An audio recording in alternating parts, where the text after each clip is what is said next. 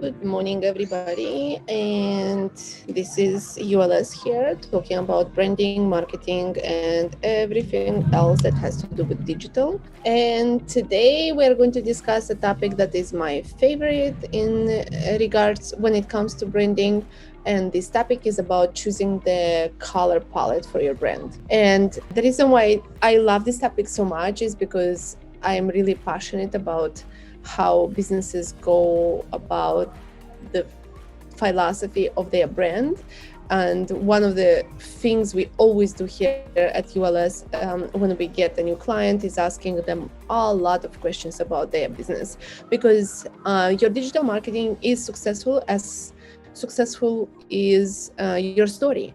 And by asking those questions and identifying the colors that will associate to your story is something that we are very good in doing.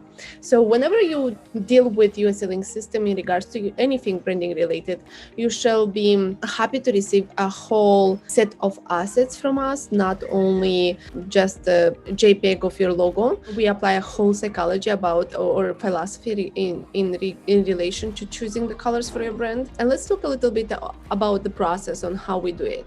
So imagine that you really like the color, let's say purple, and you really envision your logo purple. That does not mean that you always have to use for anything you do your brand related to be just the purple that you chose for your logo. So when we work with our clients, we always ask them why they like the purple, why they think the purple fits their brand, how would they envision their letterhead, how would they envision their email signature. So all of these colors or the color of your logo dictates everything else that has to be part of your brand assets.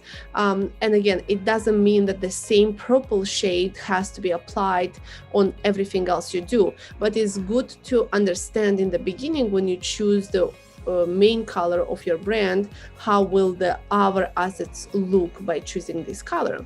So when we are talking about choosing the color palette, that we don't mean to choose only one color. What we are doing is we are reviewing all the shades and all the colors for any type of asset the company needs, and we are proposing this palette in form of brand asset catalog. In this catalog, we also are proposing the typography that are best matching the brand logos and brand needs. And the reason why I'm very passionate about this topic is you can do so much about your colors and you can do so much with your colors.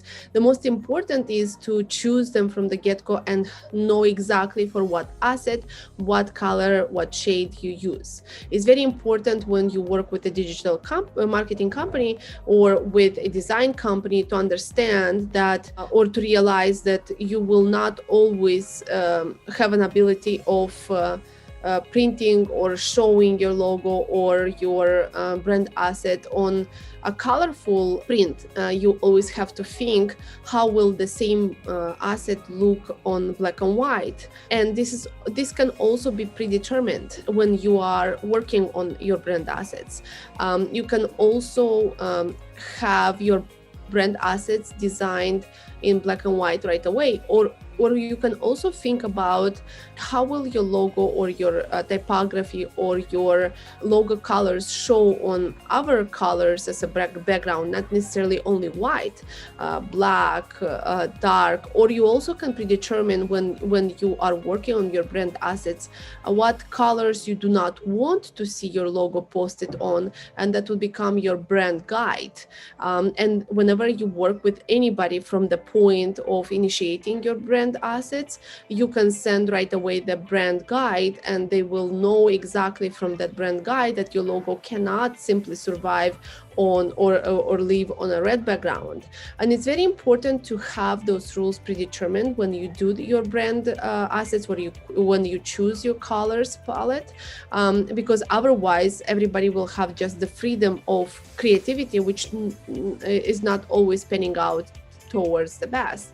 Even internally within your company, you also, when you invite somebody into your company, they also need to know your brand guide is very important, and they don't need to be lengthy, they don't need to be written by somebody that specializes in that.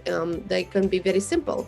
Do not ever use the logo on a red color, or do not ever modify your logo, or do not use this logo on this type of asset, because mobile right now is so predominant. You also can predetermine what you will use on mobile friendly assets.